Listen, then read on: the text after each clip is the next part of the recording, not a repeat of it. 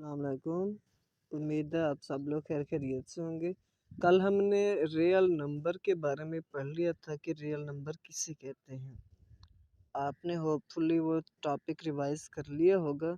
मैं अभी थोड़ा सा एक्सप्लेन कर देता हूँ कि हर वो नंबर जिसका स्क्वायर लिया जाए और वो नॉन नेगेटिव आए, या फिर ऐसा नंबर जिसे हम इजीली रियल लाइन पे रिप्रेजेंट कर सकें। अब जैसा कि इन्फिनिटी और माइनस इन्फिनिटी को रियल लाइन पर रिप्रेजेंट नहीं किया जा सकता, तो ये रियल नंबर नहीं कहलाते। इन्फिनिटी और माइनस इन्फिनिटी का कंसेप्ट हम रियल एनालिसिस में एक्सटेंडेड रियल नंबर सिस्टम में पढ़ेंगे। अब इसकी कुछ प्रॉपर्टीज़ हैं, जैसे पहली प्रॉपर्टी क्लोजर प्रॉपर्टी, उसके बाद कम्यूटेटिव है, एसोसिएटिव है, आइडेंटिटी है और इन्वर्स है। ये प्रॉपर्टी सबको आनी चाहिए क्योंकि ग्रुप थ्योरी के केस में सारी ये प्रॉपर्टी एक्सप्लेन होंगी, विद रिस्पेक्ट टू एडिशन भी और विद रिस्पेक्ट टू मल्टीप्लिकेशन भी। और ये जो डिस्ट्रीब्यूटिव प्रॉपर्टी है ये हमें वेक्टर स्पेस और फील्ड में काम आएगी, फील्ड थ्योरी और वेक्टर स्पेस में, तो इनका कंसेप्ट हमें आना चाहिए। अब हम इनकी कुछ वर्डिंग में एक्सप्लेनेशन देख लेते हैं कि अगर कोई हमसे पूछ भी ले तो अब क्लोजर प्रॉपर्टी की ये डेफिनेशन तो नहीं बता सकते कि A B belong to R, तो A plus B belong to R. अब हम इनकी थोड़ी सी वर्डिंग में एक्सप्लेनेशन देखते हैं कि इन्हें किस तरह स्टैंड करेंगे। क्लोजर प्रॉपर्टी ये लास्ट टाइम एसएस की तरफ सब्जेक्ट स्पेशलिस्ट की तरफ से पूछा भी गया था। ये 2020 के इंटरव्यूज़ के अक्सर क्वेश्चंस हैं। 2022 में जो इंटरव्यू है उन्होंने कैलकुलस के एडवांस टॉपिक पूछे हैं, जैसे रोल थ्योरम क्या है, मीन वैल्यू थ्योरम क्या है। इन थ्योरम को पूछने के बाद उनकी ज्योमेट्रिकल इंटरप्रिटेशन भी पूछी, जैसे डेरिवेटिव ज्योमेट्रिकली क्या रिप्रेजेंट करता है, पार्शियल डेरिवेटिव क्या रिप्रेजेंट करता है, उन थ्योरम की भी एक्सप्लेनेशन। अब हम क्लोजर प्रॉपर्टी देखते हैं। क्लोजर प्रॉपर्टी ये है कि अगर हम दो नंबर्स को किसी सेट से लें, जैसे सेट ऑफ रियल नंबर ही अभी हमने देखा है कि सबसे पेरेंट सेट है रियल एनालिसिस और कैलकुलस में। अगर सेट रियल नंबर से हम दो नंबर लें, अगर वो with respect to addition property hold करता है तो उनका सम उसी सेट में आना चाहिए। अगर वो with respect to multiplication property hold करता है तो उनकी मल्टीप्लिकेशन का रिजल्ट भी उसी में होना चाहिए। और इसकी मैथमेटिकल एक्सप्लेनेशन देखें, अगर ए बी का ताल्लुक आर से हो, ये बिलोंग टू जो है ना, ये एक ग्रीक नोटेशन है जिसका डिफरेंट मीनिंग है, मतलब है तो सिमिलर मीनिंग, या तो उस सेट से ताल्लुक़ रखता होगा या उसका मेंबर होगा या उसमें मौजूद होगा, इसकी ये मीनिंग है। अब अगर विद रिस्पेक्ट टू एडिशन है तो उनका सम, अब हमने जनरली दो नंबर ले लिए हैं ए और बी को। अगर मल्टीप्लिकेशन है तो A dot B belong to R होगा। ये थी क्लोजर प्रॉपर्टी। मगर किसी फॉर एग्जांपल किसी भी सेट से दो नंबर लिए जाएं तो उनकी एडिशन और उनकी मल्टीप्लिकेशन उसी सेट से बिलोंग करनी चाहिए। अब हम फर्स्ट ईयर से कुछ इसकी एग्जांपलें लेकर भी एक्सप्लेन करते हैं। और ग्रुप थ्योरी के केस में हम देखेंगे कि ऐसा सेट जो क्लोजर प्रॉपर्टी होल्ड करता है उसे ग्रुपॉइड कहते हैं। ये ग्रुप थ्योरी के भी टॉपिक हैं, उनमें ये डिटेल्ड के साथ एक्सप्लेनेशन होंगे। अगर यहाँ पर समझ आ गए तो ग्रुप थ्योरी में ये एक्सप्लेन करना बहुत आसान होगा। ये हमने फर्स्ट ईयर से एक एग्जांपल ले ली है ताकि हम एक्सप्लेन कर सकें। ये रिजल्ट अंडर एड, मतलब ये set under addition closure property hold करता है कि नहीं। अब 0 1 को हम इस टेबल के फॉर्म में लिख देंगे, ऊपर भी सेट के वही अरकान आएंगे और साइड पे भी वही अरकान आएंगे, और इस साइड पे ऑपरेशन लिखा जाता है। मतलब यहाँ पे ऑपरेशन होगा जिसके विद रिस्पेक्ट हम कर रहे हैं। अगर एडिशन है तो हम एडिशन लिखेंगे, अगर मल्टीप्लिकेशन है तो मल्टीप्लिकेशन लिखेंगे। जैसा ये मेंबर फर्स्ट 0 है तो इधर हमने 0 प्लेस कर दिया, इधर 1 है तो इधर 1 प्लेस कर दिया। अब यही नंबर इधर साइड पे भी प्लेस हो जाएंगे। अब हम with respect to addition, simple addition इनकी करते हैं। 0 + 0 0 आ जाएगा, और 0 + 1 1 आ जाएगा, 1 + 0 1 आ जाएगा, 1 + 1 2 आ जाएगा। अब इस तरह की टेबल को हम ग्रुप थ्योरी में केले टेबल कहते हैं, जो कि हम विद डिटेल पढ़ेंगे। अगर इस टेबल में रूल सेटिफाइड हो जाए, मतलब जो रिजल्ट ऊपर लिखे हुए हैं वहीं अंदर भी आ जाएं, तो वो प्रॉपर्टी, वो मतलब सेट ऑल प्रॉपर्टी होल्ड करेगा। अब इसमें देखें, जैसा कि रिजल्ट हमारे पास 2 आ गया और 2 इस सेट को बिलोंग नहीं करता, तो हम इजीली कह सकते हैं कि ये सेट क्लोजर प्रॉपर्टी होल्ड नहीं करता अंडर एडिशन। और सिमिलरली केस मल्टीप्लिकेशन का था। अब मल्टीप्लिकेशन में ये होल्ड करता है, जैसे 0 क्रॉस अगर 0 किया जाए तो 0 आ जाएगा, 0 क्रॉस 1 किया जाए तो 0 आ जाएगा, ऊपर 0 0 आ जाएंगे, 1 क्रॉस 0 0 आ जाएगा, और 1 क्रॉस 1 इधर 2 की जगह फिर 1 आ जाएगा।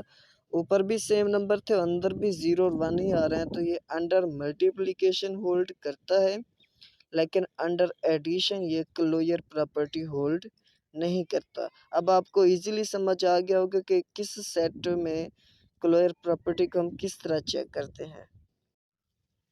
उसके बाद सेट ऑफ रियल नंबर की जो अगली प्रॉपर्टी है वो कम्यूटेटिव प्रॉपर्टी है।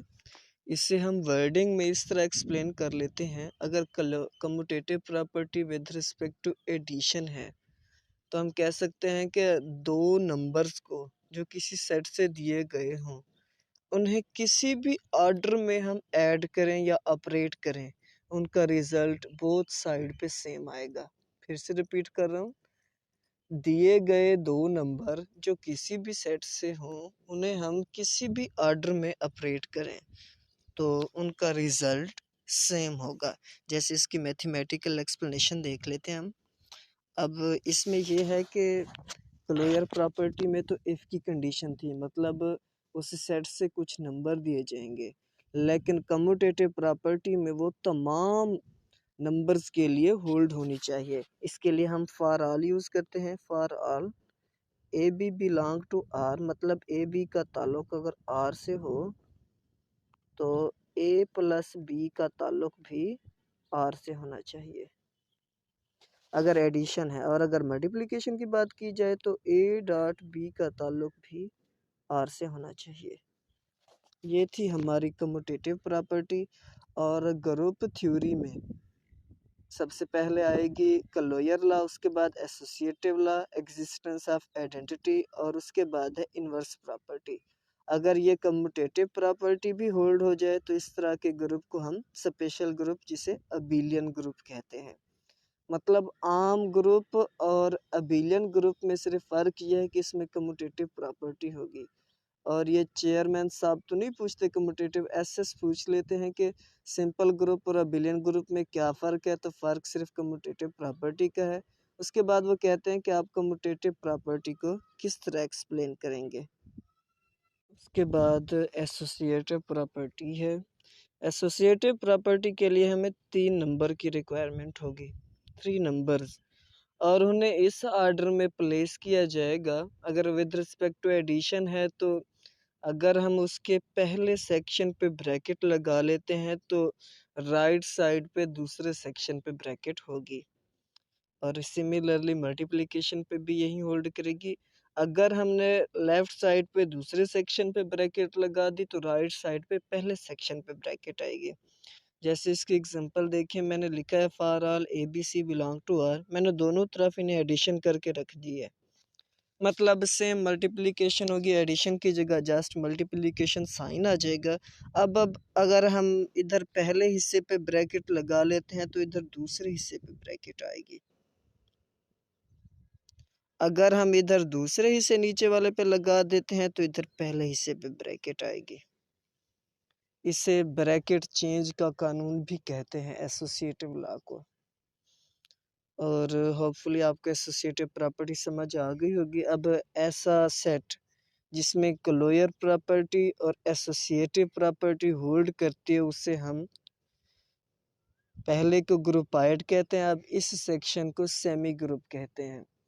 सेमी मीन हाफ, मतलब ग्रुप की हाफ प्रॉपर्टी एक्सप्लेन हो चुकी हो, जिसमें क्लोजर लॉ होल्ड करता हो और एसोसिएटिव लॉ होल्ड करता हो। ये हम ग्रुप थ्योरी में भी डिटेल के साथ पढ़ेंगे।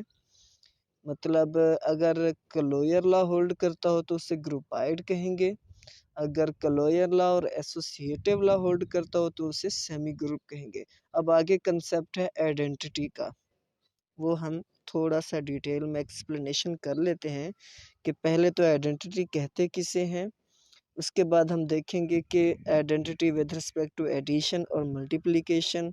आइडेंटिटी के कंसेप्ट से ही आगे एक्सप्लेन होता है इनवर्स। अगर चेयरमैन साहब अमजद सलीमी साहब आ जाएं तो उनका ये फेवरेट क्वेश्चन है कि differentiate between equation and identity. अब मैं इन्हें भी थोड़ा सा एक्सप्लेन करने की कोशिश करता हूँ क्योंकि आइडेंटिटी को हमने आगे लेकर चलना है अपनी रियल एनालिसिस और कैलकुलस में।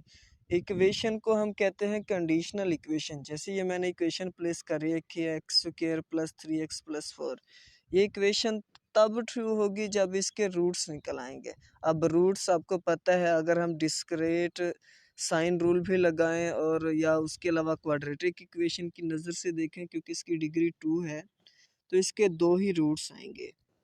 इससे मुराद आंसर ये हुआ कि ये जस्ट 2 वैल्यू के लिए ट्रू होगी, उसके अलावा किसी वैल्यू के लिए ट्रू नहीं होगी। अब इक्वेशन की डेफिनेशन है वो स्टेटमेंट जो लिमिटेड वैल्यूज ऑफ नंबर के लिए ट्रू हो तो उसे हम इक्वेशन कहते हैं या कंडीशनल इक्वेशन भी कहते हैं। जबकि आइडेंटिटी है, आइडेंटिटी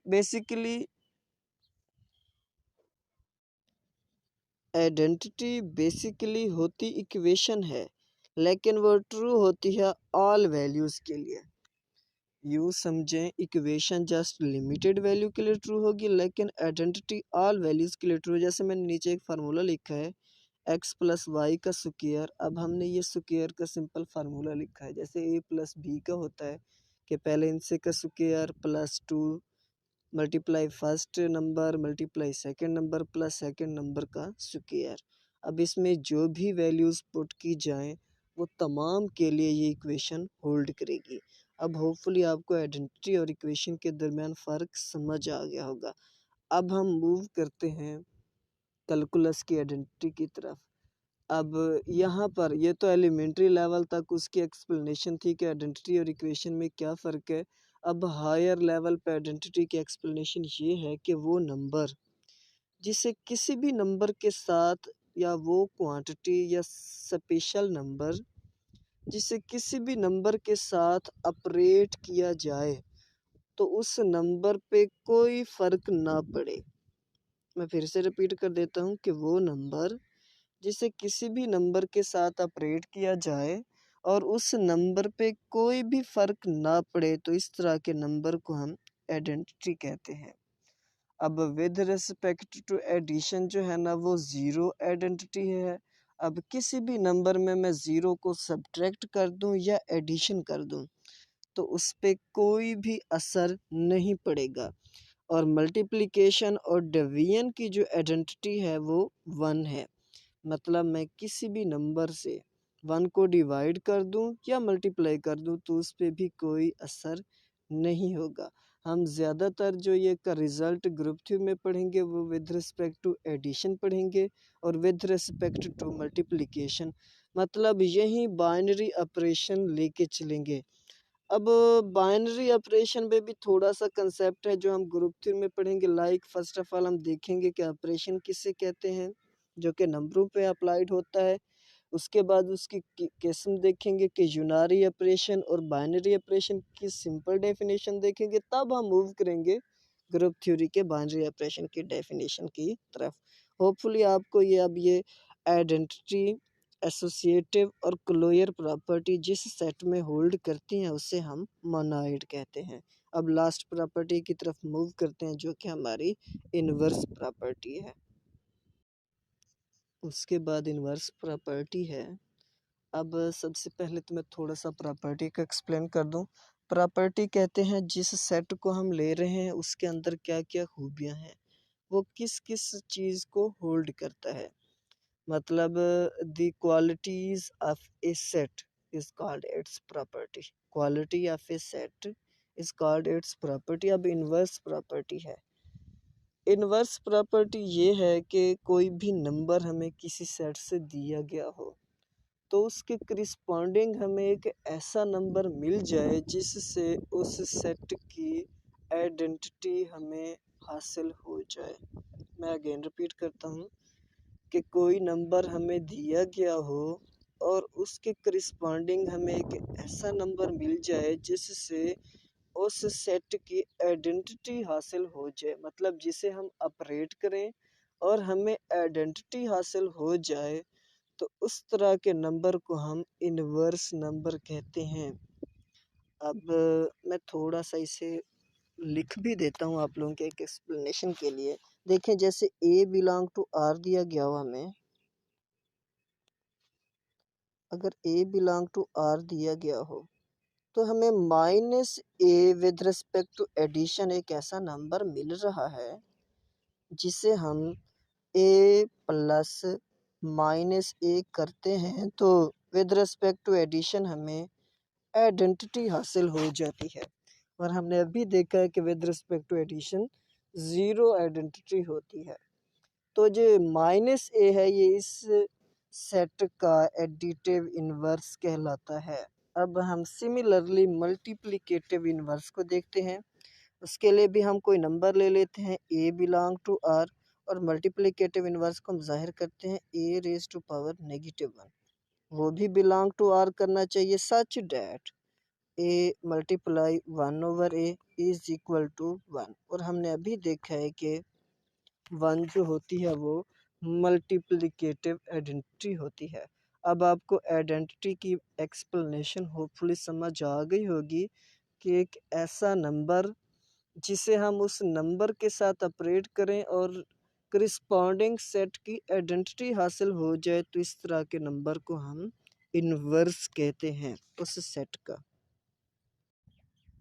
और ऐसा सेट जिसमें क्लोजर प्रॉपर्टी होल्ड करे तो ग्रुपाइड, क्लोजर प्रॉपर्टी और एसोसिएटिव प्रॉपर्टी होल्ड करे तो semi group, closure property associative property और उसके अलावा आइडेंटिटी होल्ड करे तो उसे मोनाइड कहते हैं। अगर किसी ग्रुप में closure property associative property identity और इन्वर्स भी होल्ड कर जाए तो उसे ग्रुप कहते हैं। अगर ग्रुप में एक एडिशनल प्रॉपर्टी कम्यूटेटिव प्रॉपर्टी भी होल्ड कर जाए तो उसे अबेलियन ग्रुप कहते हैं। अब उसके बाद एक और प्रॉपर्टी हमारे पास है डिस्ट्रीब्यूटिव प्रॉपर्टी। ये प्रॉपर्टी दो ऑपरेशन के दरमियान कनेक्शन को जाहिर करती है। The property which explain the relation between two operation addition and multiplication is known as distributive property। मैं इसकी मैथमेटिकल फॉर्म भी लिख देता हूँ ताकि आपको क्लियर डिस्ट्रीब्यूटिव प्रॉपर्टी की डेफिनेशन भी समझ आ जाए और इसका थोड़ा सा कंसेप्ट भी समझ आ जाए। डिस्ट्रीब्यूटिव प्रॉपर्टी हमें वेक्टर स्पेस में काम आती है और फील्ड थ्योरी में काम आती है। इसके अलावा रिंग में भी हमें काम आती है क्योंकि हर फील्ड एक रिंग होता है और वेक्टर स्पेस के बाद रिंग थ्योरी का कंसेप्ट है और उसके बाद फील्ड थ्योरी का कंसेप्ट। यूँ समझे फील्ड एक पेरेंट सब्जेक्ट है।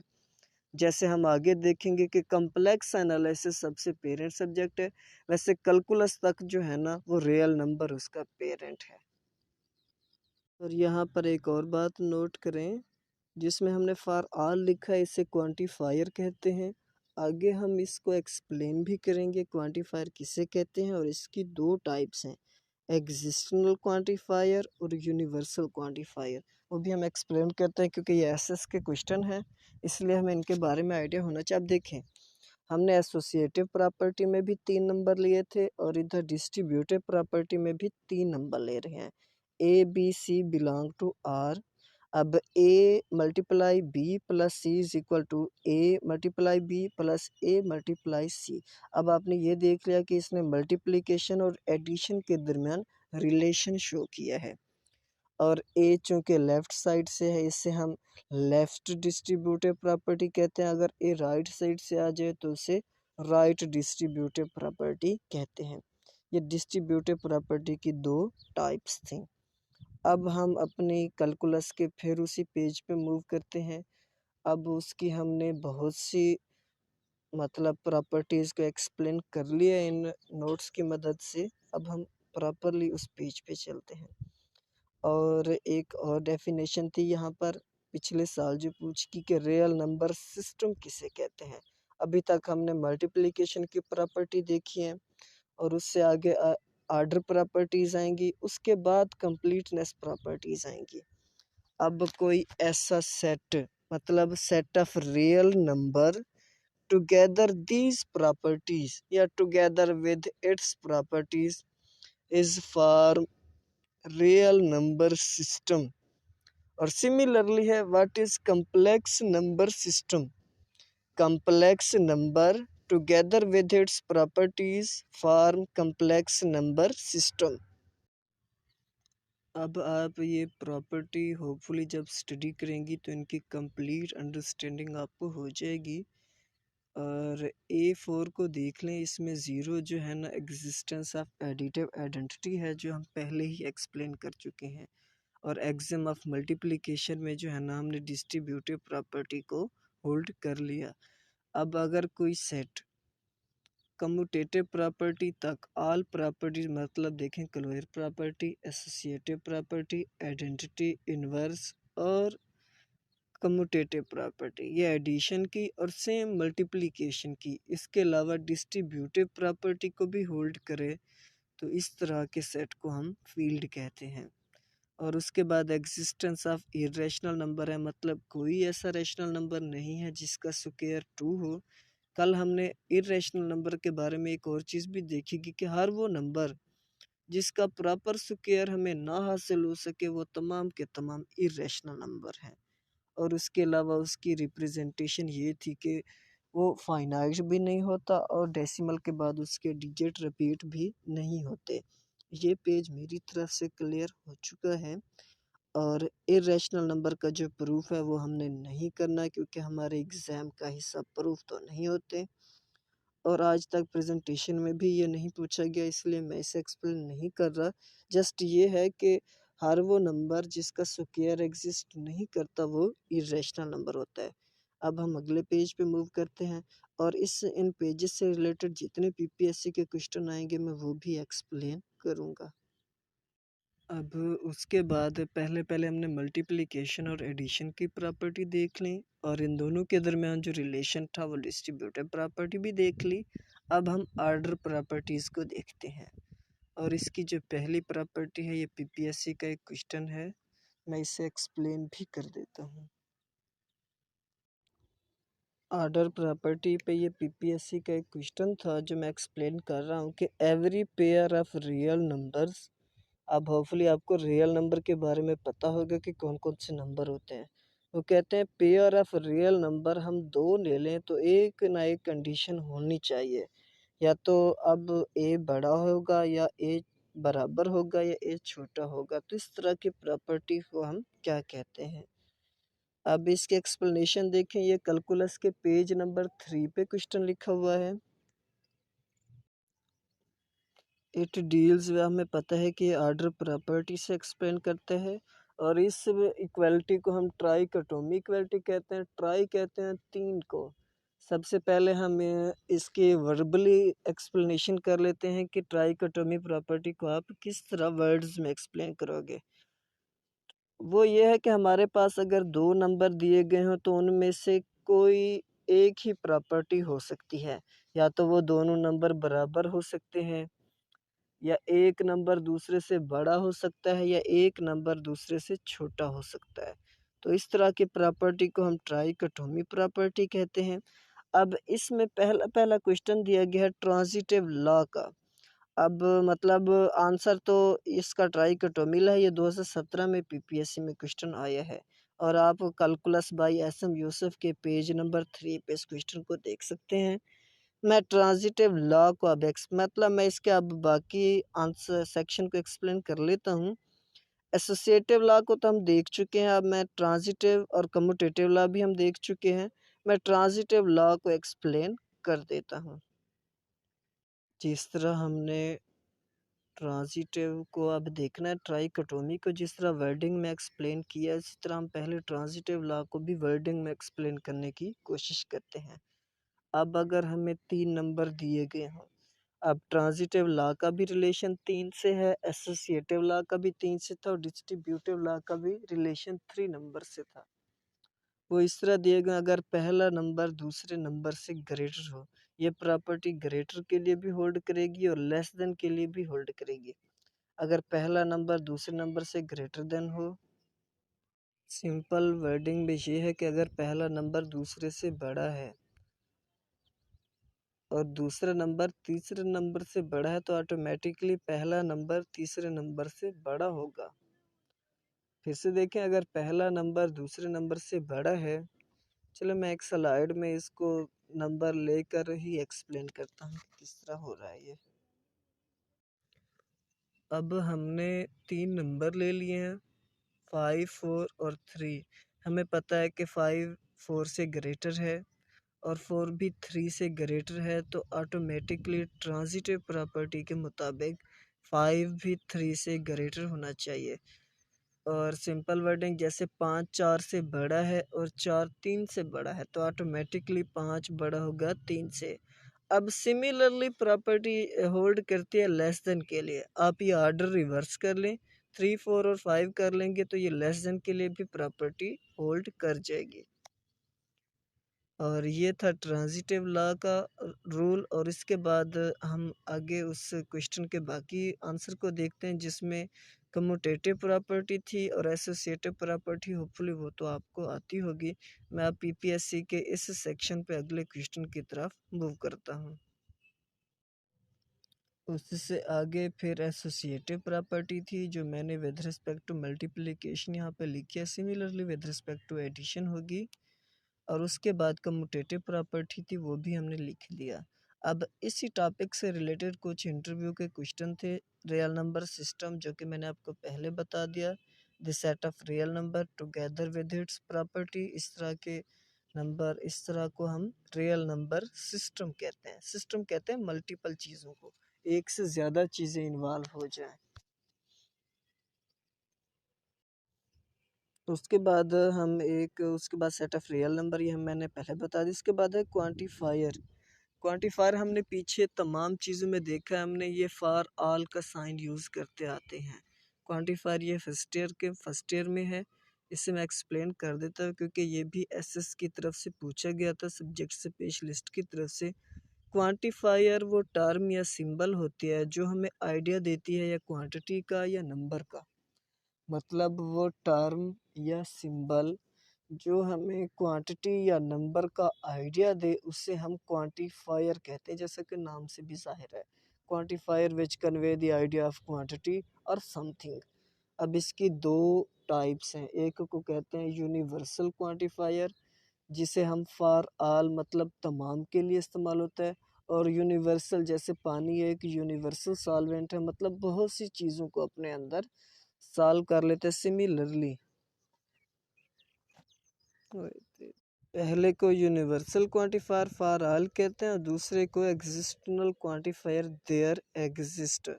मतलब ये एटलीस्ट वन के लिए होता है, मतलब कम से कम एक के लिए देयर एग्जिस्ट हम इस्तेमाल करते हैं। और इसे इफ़ भी कहते हैं, कंडीशन। इफ़ का मतलब होता है थोड़े नंबर्स। और फॉर ऑल को हम यूनिवर्सल क्वांटिफायर कहते हैं। अब हम अपनी बुक के पेज की तरफ मूव करते हैं।